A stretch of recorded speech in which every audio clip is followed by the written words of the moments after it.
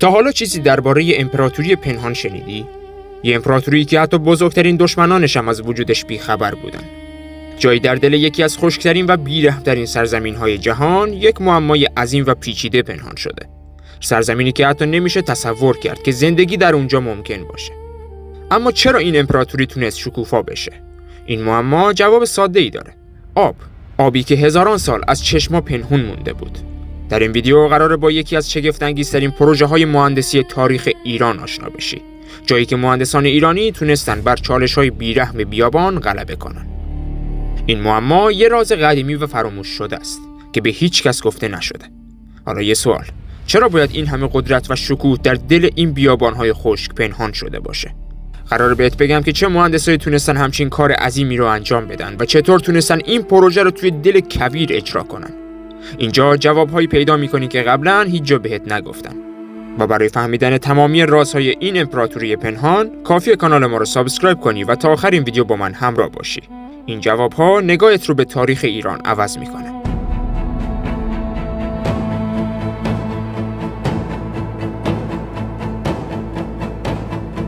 حالا بیا برگردیم به همون منطقه‌های خشک در ایران. جایی که قبلا رودخانه‌های بزرگ و پر از آب تقریباً وجود نداشتن. فقط بیابان‌های بی‌انتها و آسمونی که خیلی کم درش بارون میباره.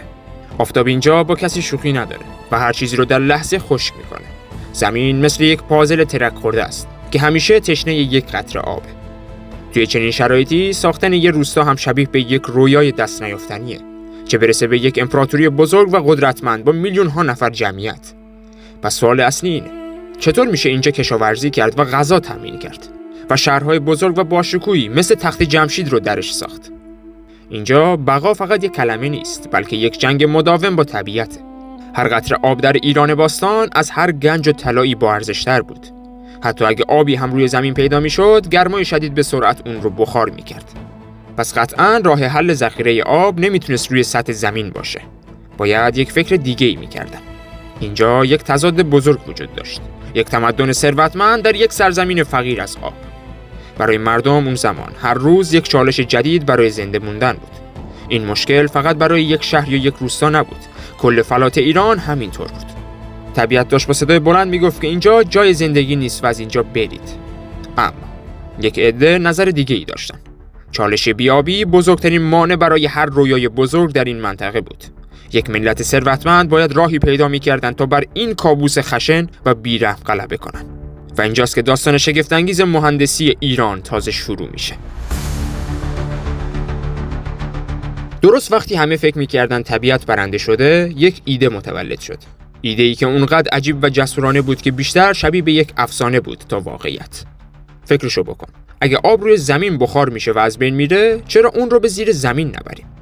اگه نمیشه رودخانه ها رو به سمت شهرها کشید، چرا خودمون یک رودخانه مخفی نسازیم؟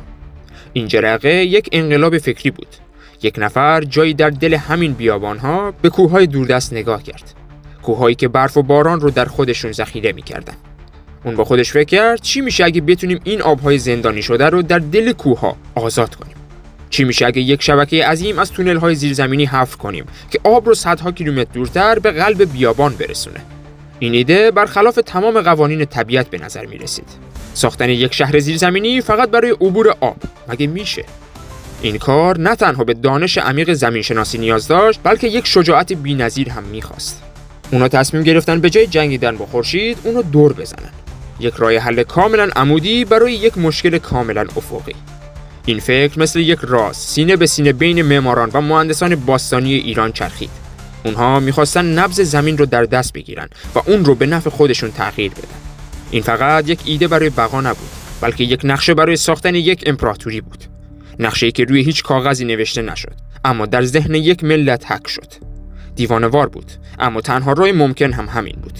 اما همین دیوانگی بود که سرنوشت ایران و زندگی ما رو تغییر داد. در دل زمین، جایی که نور حتی جرأت ورود نداره، مردانی کار می‌کردن که تاریخ اسمشون رو فراموش کرده. اونها با بیل و کلنگ ساده گوشه‌ای از کوه رو میشکافتند تا آب رو از دل سنگ بیرون بکشن. معماران خاموش تمدن در دل تونل‌هایی به ارتفاع شانه و عرض 6 وجب سینه‌خیز پیش می‌رفتند. دمای هوا گاهی بالای 40 درجه و اکسیژن هم نفسگیر بود. هر ضربشون به سنگ تپش قلب یک روستا به حساب می اومد. چشما در تاریکی به نور کمرنگ چراغ روغنی عادت کرده بودن و گوشها فقط صدای کلنگ رو میشنیدن. فقط یه اشتباه کافی بود که ریزش خاک و پایان همه چیز. بعضیا هرگز دوباره نور آفتاب رو ندیدن، ولی کاری رو که شروع کرده بودن دیگران ادامه دادن. مهارتشون از نسلی به نسل دیگر انتقال پیدا کرده بود. با نگاه به رنگ خاک و شکستن اون، مسیر آب رو تشخیص میدادن. هیچ نقشه دقیقی نبود، فقط حس و گوش دادن به صدای نامحسوس جریان در عمق زمین. با هر متر پیشروی، شوق لحظه رسیدن به آب در سینه‌شان شعله‌ورتر میشد. این مردان ستون فقرات امپراتوری آب بودند، ولی اسمشون در کتیبه ها جایی نداشت. آفتاب سهم زمین بود، ولی تاریکی سهم اونها از تاریکی مسیر نترسیدن، چون میدونستن در پایان این تونل حیاتی دوباره برای مردمانشان منتظر بود. همه میدونستن که بدون این مردان پرتلاش هیچ قناتی در ایران به وجود نمی اومد. شاید اسمشون خاموش باشه، اما رد کلنگاشون هنوز در دیوارهای قنات‌ها باقی مونده. فکرشو بکن 1000 و چند سال پیش نه ماشین بود، نه جرثقیل، نه GPS. ولی اینا تونستن با دست خالی تونل بسازن که با شیب ملایم کیلومترها آب رو از زیر زمین به نقاط مختلف ببره بدون اینکه حتی 1 میلیمتر اشتباه بشه. مراحل ساختشون اول با یه چاه عمیق عمودی شروع میشد تا برسن به همون لایه‌ای که آب حرکت میکنه. بعد از اون هر 20 و 30 متر یه چاه دیگه میزدن تا خاک رو بکشن بالا و مسیر رو علامت بزنن. یه چیزی عجیبه که شیبشون همیشه ثابت میموند، نه اونقدر تند که آب تند بره و راهو خراب کنه، نه اونقدر که تند که آب تند بره و نه اونقدر کم که بایسته، بلکه یه تعادلی بین این کار وجود داشت. ابزارشون چیزای ساده‌ای مثل ریسمان بود، چون بدون اندازه‌گیری کار خوب در نمیومد. و حالا روشناییشون فقط یه چراغ روغنی بود که مدام دود میکرد و خاک رو هم توی سطل میریختن و با طناب میکشیدن بالا و بیرون میبردن. گاهی هم باید از لایه‌های سنگی رد می‌شدن که سفت‌تر از استخوان بود و در کنار همه اینها هوای تونل هم خفه کننده بود. ولی با همون چاه‌های میانی تونستن هوا رو عوض کنن و یکی از مشکلاتشون هم خطای چشم بود. برای همینم هر چند متر مسیر رو با ریسمان دوباره چک می‌کردن.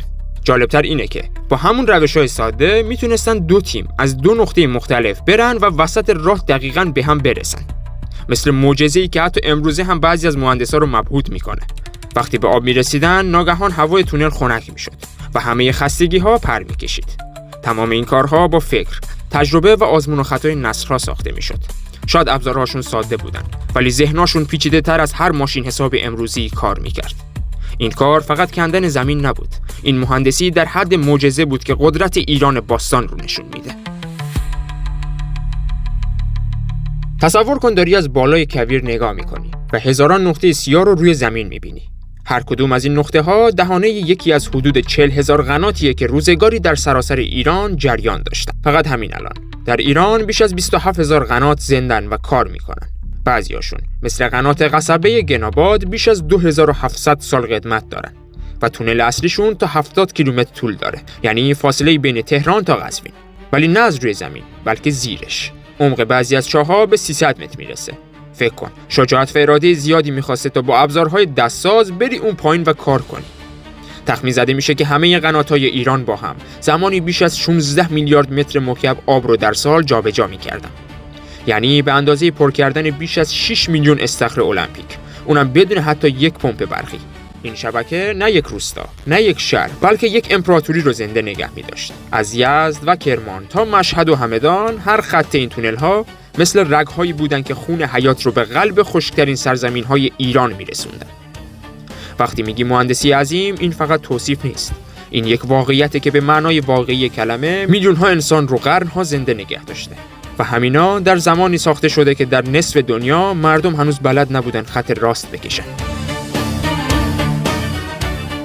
آب از دل تاریکی بیرون می اومد. از زیر هزاران تن خاک و سنگ رد می شد و به آرومی بالا می اومد و در جویهای کوچیک شهرهای ایران جاری می شد. فقط کافی بود که یک قطره آب روی زمین خشک بشینه و بوی سبز حیات رو بلند کنه. کنار آب درختها قد کشیدن، بذرها بیدار شدن، خانه‌ها بالا رفتن و بازارها شد پر از صدا. قنات‌ها فقط یک کانال آب نبودن. شاهکلید زندگی بود که جاده‌ها، کاروان‌ها، مسجدها و حتی باغ‌ها هیچ کدام بدون این رگ‌های پنهان به دنیا نمی اومدن. اینجا جایی بود که مهندسی و رویا با هم دست دادن و از دل بی‌آبی تمدنی ساختن که قرن‌ها دوام آورد. هر شهر کنار یک قنات ساخته می‌شد. ایران نه فقط روی زمین بلکه در زیر زمین ساخته شد. هر بار که امروز در کوچه یا باغی سایه درخت یا توت یا صدای شرشر جوی آب میشنوی، در واقع صدای ضربان قلب همان تمدن باستانی رو میشنوی. این داستان تولدی هستش که با آب شروع شد و با انسان معنا گرفت. داستانی که حتی امروز در دل لوله‌کشی‌های خونه‌های ما جریان داره. هزاران سال گذشته، اما صدای آب تو دل تونل‌های تاریک هنوز میاد. دقیقاً همون صدایی که نیاکانمون میشنیدن. قنات‌ها هنوز روی زمین ما جاریه. هنوز مثل رگ‌هایی هستن که به شهرهای تشنه خون میرسونن. راز موندگاریشون اینه که با طبیعت جنگ نکردن، بلکه باهاش دوستی کردن. آب رو نه با فشار و پمپ مکش نکردن، بلکه با صبر و شیب ملایم آوردن. هر نسل این میراث رو مثل یک امانت دست به دست داده. مغنی‌ها هنوز راه اجدادشون رو ادامه میدن. و اگه نمیدونی مغنی یعنی چی، یعنی در زبان فارسی به کسی گفته میشه که کارهای حفاری و نگهداری از قنات یا چاه‌های بزرگ رو انجام میده. اونم با همون ابزارهای ساده و قدیمی. قنات‌ها خودشون رو با فصل‌ها، خشکسالی‌ها و سیلاب‌ها وقف دادن. مثل یک موجود زنده نفس کشیدن و زخم خوردن، ولی تسلیم نشدن.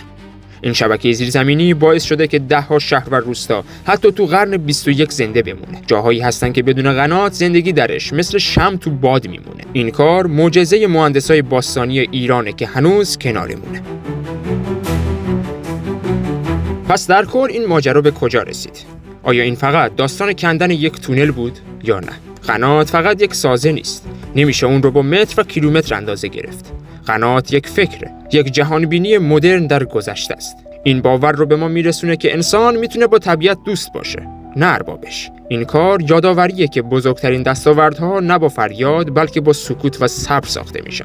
قنات داستان هوش، صبر و همکاری هزاران انسان گمنامه که اسمشون رو هیچ کس نمیدونه، ولی اثرشون رو تمام یک سرزمین حس میکنن. این فقط معماری آب نیست، این معماری یک تمدنه، یک امپراتوری خاموش زیر پاهای ما که به ما یاد میده چطور با کمترین ها بزرگترین کارها رو انجام بدیم. قنات یک میراث مرده تو موزه ایران نیست، یک معلم زنده است که هر روز تو گوش ما زمزمه میکنه، اونم برای ساختن آینده بهتر. گاهی باید به هوش گذشتگان و نیاکان خودمون نگاه کنیم و به خودمون بگیم که چی شد که ایران با تمدن الان داره نابود میشه. حالا که فهمیدیم قنات فقط یک سازه نیست بلکه یک تفکر زنده است، باید بدونیم که این معلم پیر امروز اصلاً حالش خوب نیست. چاهای عمیق مدرن مثل رقیب‌های بیرحم شدن که آب‌های زیرزمینی رو میبلن و نفس قنات‌ها رو تنگ میکنن. خیلی از این رگ‌های حیاتی امروز به حال خودشون رها شدن، خشک شدن یا دارن زیر سایه زندگی مدرن فراموش میشن. این دیگه فقط وظیفه یک مغنی یا یک مهندس نیست، این یک وظیفه برای هممونه.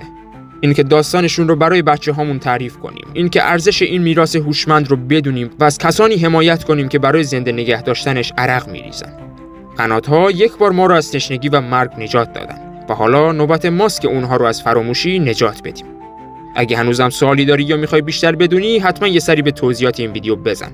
منابع معتبر این ماجرا اون پایین در بخش توضیحات نوشته شده تا بدونی که همه چی واقعی و مستنده. ممنون که تا آخر این ویدیو با من همراه بودی. اگه دوست داشتی و حس کردی که این محتوا ارزش دیدن داره، فقط کافیه کانال ما رو سابسکرایب کنی و یه لایک کوچیک بزنی تا بدونیم که این راهو داریم درست میریم.